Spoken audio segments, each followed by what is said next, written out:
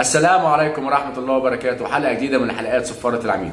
هننشط بقى حلقات صفارة العميد عشان خلاص الاستئناف الدوري مرة أخرى بعد التوقف اللي دام حوالي 3 أسابيع. هننشط حلقة صفارة العميد وهنجيب شوية مباريات كده. هنعتبر ان التوقف اللي حصل دوت كان اسبوعين او اكثر، متهيألي اسبوعين او 3 أسابيع. بنقول فيهم يعني فترة عسل. ليه فترة عسل؟ الحمد لله منتخبنا الغالي تصدر مجموعته بفوزه باول مباراتين على جيبوتي 6-0 وعلى سيراليون في خارج الديار بهدفين مقابل لا شيء، وتصدروا للمجموعه ب6 نقاط كامله، وان شاء الله يكون لنا نصيب في التاهل لكاس العالم 2026. معانا برضو في الانديه اللي مشاركه في بطولات افريقيا المختلفه سواء دوري الابطال او الكونفدريشن كاب. عندنا الاهلي بالامس فاز ب3 اهداف وتصدروا المجموعه. عندنا بيراميدز فاز على مازيمبي الرهيب 1-0 برضه في دوري الابطال، وان شاء الله بنتمنى ان احنا نلاقي النهائي بين الفرقتين المصريين الاهلي وبيراميدز. عندنا في الكونفدراليه مودرن فيوتشر كسب اول مباراه ليه، والزمالك كسب ابو سليم من بالامس، وكانت مباراه صعبه، وبالتالي كان بيقولوا فتره عسل ان المنتخب المصري والفرق المصريه كلها مشاركه في بطوله افريقيا كسبت الحمد لله. النهارده معانا لقطه لمباراه المحله وعدم احتساب ركله الجزاء انا شايفها صحيحه، وعندنا برضو جمهوريه شبين ورايا احتساب ركله الجزاء برضو غريبه. عندنا برضو هنطمن بيها على حكامنا المشاركين في اداره المباراه في افريقيا. عندنا كابتن محمد معروف في مباراه سيمبا واسك ميموزه، وعندنا كابتن محمد عادل في مباراه الترجي والنجم الساحلي، وعندنا لقطه فاني كده في نهايه الحلقه هنشوفها بين مباراه سان داونز واورلاندو بيراتس في جنوب افريقيا، واحتساب يعني قرار غريب من حكم المباراه، وده بيدل على ان التحكيم الافريقي فيه علامه استفهام كبيره، واحنا حكامنا بخير، بس طبعا في حاجه اسمها سلبيات الفار هنقولها في نهايه الحلقه. خليكم معانا ولكن بعد الفاصل.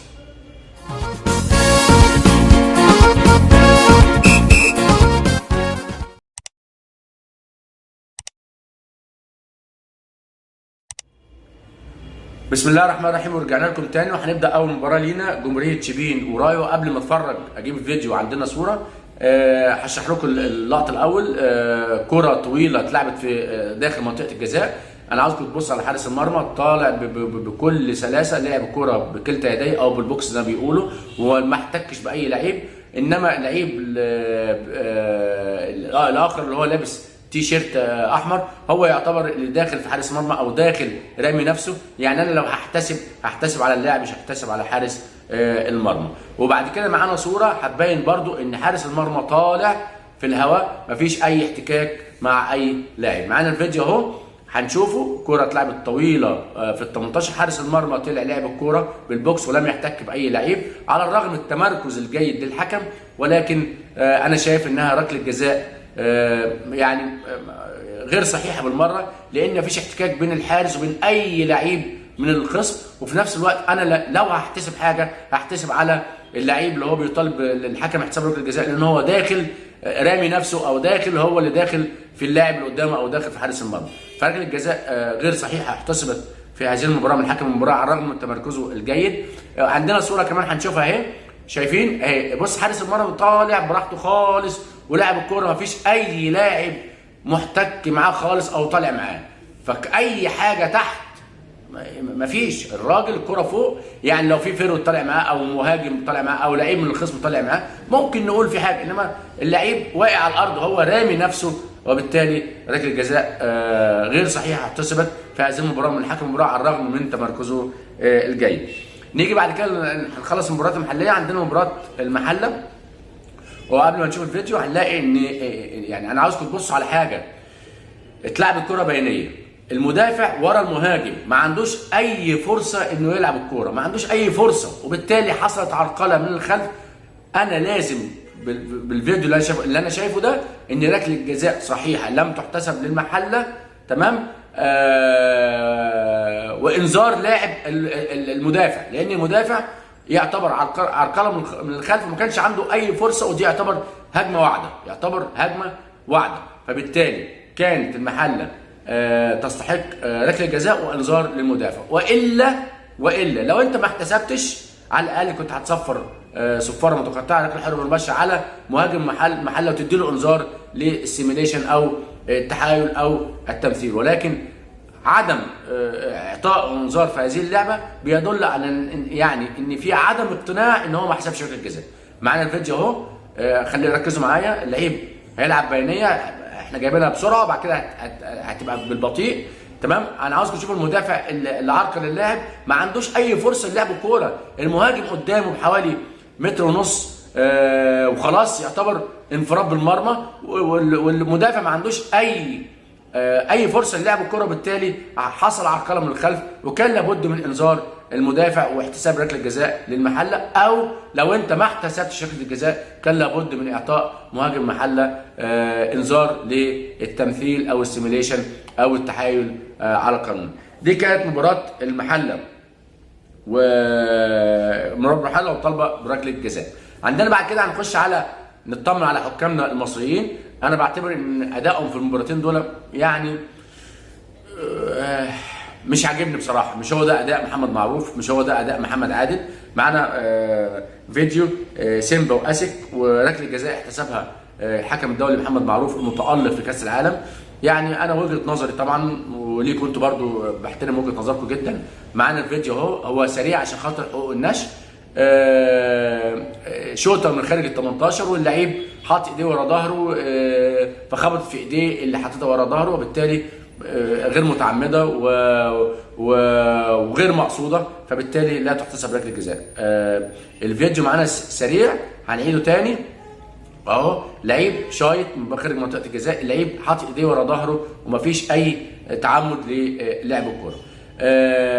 فركله الجزاء غير صحيحه من وجهه نظر احتسابها محمد معروف. ومعانا صوره برضو، الصوره اهي معانا اهي، اللعيب ايديه ورا ظهره، فلو خبط في ايده الناحيه الثانيه ايديه برضو ورا ظهره، فمفيش بيقولوا ايديه مش خارج جسمه، مش عامله بيج بادي، وبالتالي ركله جزاء انا من وجهه نظري غير صحيحه احتسبت لسيمبا.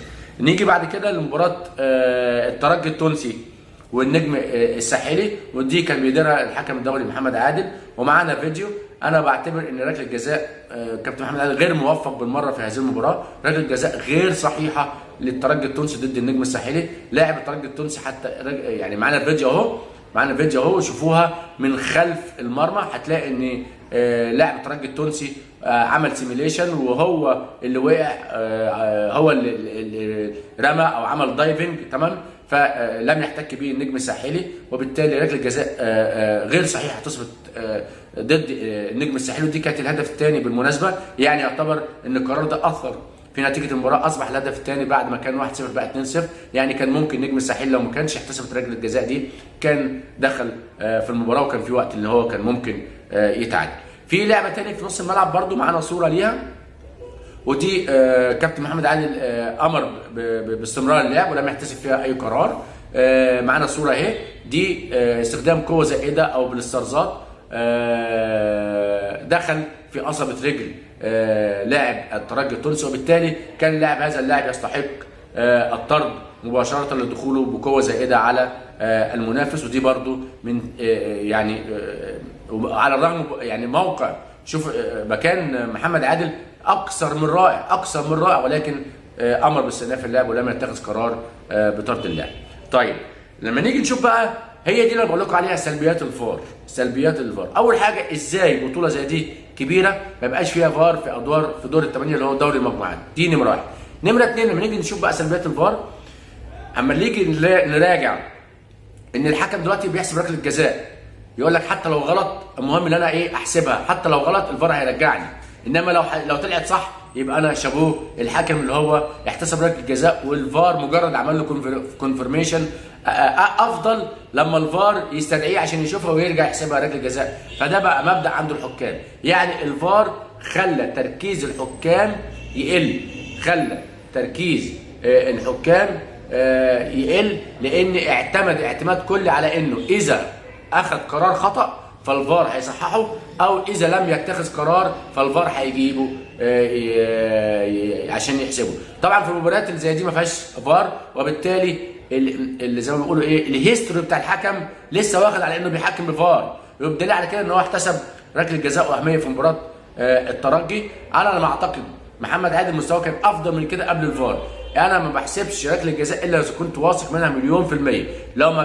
لو ما كانش فيه فار والحكام ما كانتش واخده على الفار ما كانوش احتسبوا الاخطاء دي. ده دليل على ان الفار من ضمن السلبيات، وده مش حاجه يعني مش عيب في الفار، بالعكس الفار احنا جايبينه عشان نحقق العداله، ولكن بهذه الطريقه اصبح الحكم يعتمد بنسبه 70% على الفار ان هو هيساعده، زي ما بنقول بيغششه.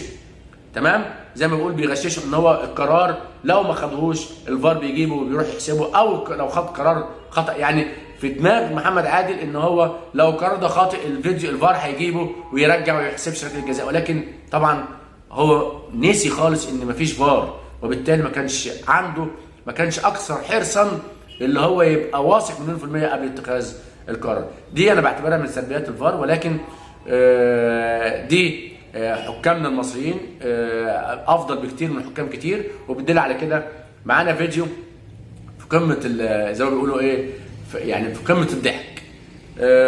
معانا فيديو لقطه سريعه. الحكم عمل اسقاط، ركزوا معايا قبل ما اجيب الفيديو. الحكم عمل اسقاط كان بين سان داونز واورلاندو بيرتس اللي هو جنوب افريقيا. الحكم عمل اسقاط والحارس المرمى فضل ايه ما مسكش الكره لغايه لما الفيرود جاله. بعد كده اول ما الفيرود جاله حب وهو يمشي بيها ما مسكهاش، حاول الكعب فيها، راح هو بيقع راح مسكها، وبالتالي عادي يستمر اللعب لان هو ما مسكهاش قبل كده. راح الحكم وقف اللعب واحتسب ركله حره غير مباشره على حارس المرمى في موقف كارثي او في قرار كارثي. معانا الفيديو هنا اهو، الفيديو الاولاني لحظه الاسقاط، والفيديو الثاني لحظه حساب بعد حساب القرار واعتراض اورلاندو سان داونز على قرار الحكم. او الفيديو الاولاني معانا الحكم اهو عمل اسقاط، تمام خلاص عمل اسقاط. والفيديو الثاني معانا اهو، معانا الفيديو الثاني الحارس المرمى بعد ما عمل اسقاط مشي بيها، المهاجم دخل عليه حب اللي هو يعملها برجليه ما مسكهاش، حب اللي هو يعملها برجليه الكعبل وهو بيقع راح ماسك الكوره طبيعي عادي لان هو ما مسكهاش من اول مره، وبالتالي كان يستمر اللعب. فوجئنا الحكم طبعا بيحتسب ركله حره غير مباشره على حارس المرمى على اعتبار ان هو مسك الكوره اول مره وسابها وبعد كده مسكها ثاني مره. قرار غريب وقرار كارثي بيدل على ان التحكيم الافريقي مفيش تركيز، بيخطئوا اخطاء ما يخطئهاش حكم لسه زي ما بيقولوا من الحكام الجدد. بتمنى التوفيق للتحكيم المصري، بتمنى التوفيق لجميع الفرق في عند استئناف الدوري، وان شاء الله اول ما هيستأنف الدوري هنبدا ان شاء الله على قد ما اقدر، عشان طبعا الظروف الصعبه على قد ما هقدر اعمل حلقات هنحلل فيها مباريات في الدوري الممتاز او دوري المحترفين. بقول لكل الناس اللي بتتفرج عليا فضلا وليس امرا الاشتراك في القناه وتفعيل الجرس ليصلك كل جديد من صفاره العالم. شكرا والسلام عليكم ورحمه الله وبركاته.